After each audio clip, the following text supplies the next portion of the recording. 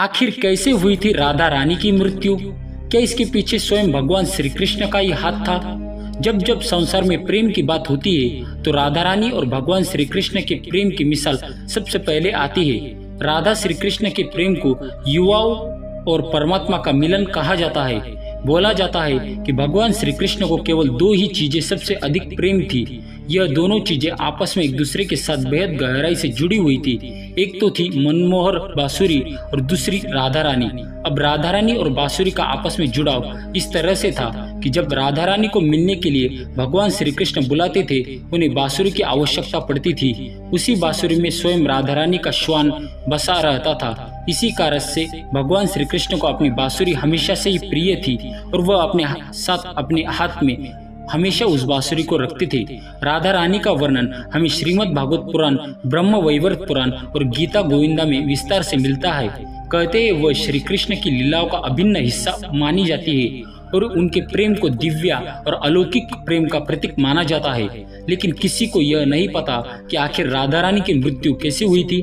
क्या सचमुच इसके पीछे भगवान श्री कृष्ण का ही हाथ था?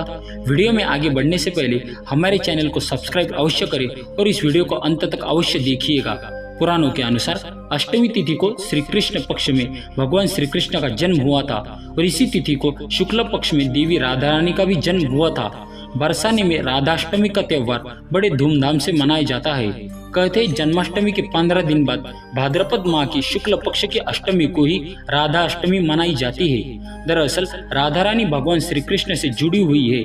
कहते हैं बरसाने के अलावा राधा रानी का अधिकतर समय वृंदावन में ही बीता।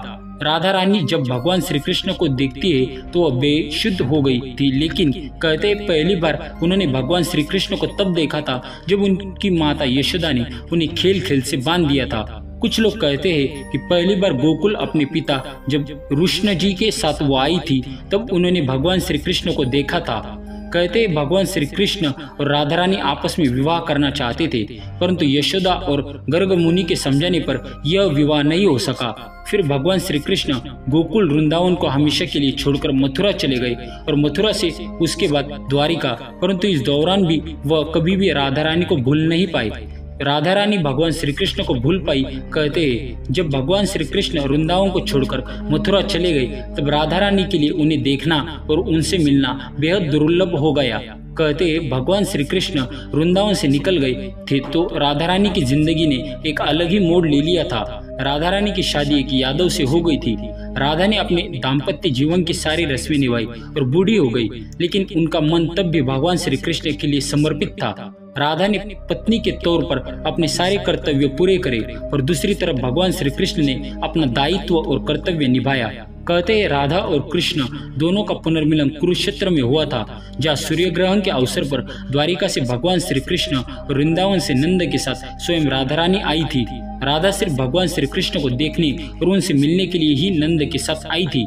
इसका जिक्र हमारे पुराणों में मिलता है। कहते हैं इसके बाद राधा और भगवान श्री कृष्ण की अंतिम मुलाकात द्वारिका में हुई थी। सारे कर्तव्यों से मुक्त होने के बाद राधा आखिरी बार अपने प्रियतम भगवान श्री कृष्ण से मिलने आई। जब वह द्वारिका पहुंची तो उन्होंने भगवान श्री कृष्ण के महल और उनकी 8 पत्नियों को देखा। जब भगवान कृष्ण ने राधा को देखा तो वो बेहद प्रसन्न हुए। दोनों ने संकेतों की भाषा में एक दूसरे से काफी देर तक बात करी। राधा जी को कहना कि नगरी द्वारिका में कोई पहचानता नहीं था। राधा की अनुरोध पर ही भगवान श्री कृष्ण ने उन्हें महल में देविका के रूप में नियुक्त किया। राधा दिन भर महल में रहती और महल से जुड़े कार्य देखती और मौका मिलने पर भगवान श्री कृष्ण के दर्शन कर लेती। मगर धीरे धीरे समय बीतता और राधा रानी भी द्वारिका को छोड़ने का निश्चय किया।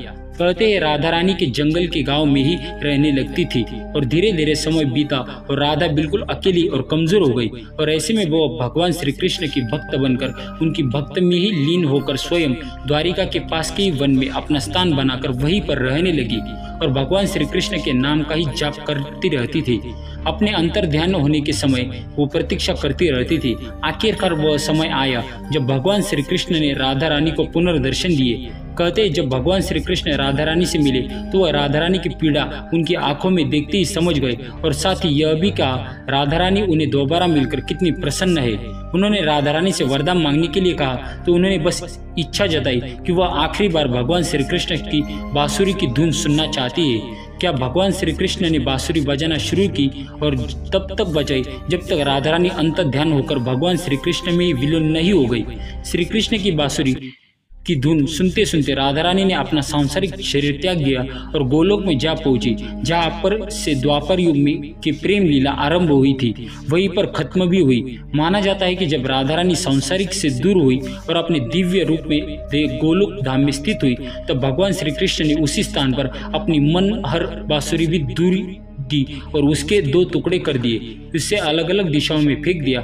दरअसल राधा रानी और बांसुरी का आपस में मिलन था, यह हम आपको पहले ही बता चुके हैं। और बांसुरी में स्वयं राधा रानी का श्वास बसते थे, इसलिए राधा रानी के जाने के बाद तब तक भगवान श्री कृष्ण धरती पर रहे, तब तक उन्होंने दोबारा बांसुरी कभी नहीं बजाई। तो दोस्तों, ऐसे हुई थी राधा रानी की मृत्यु। अगर आपको हमारी एक खास वीडियो जानकारी पसंद आई हो तो वीडियो को लाइक, शेयर और सब्सक्राइब करें और ऐसे ही मिलेंगे अगले खास वीडियो के साथ। तब तक की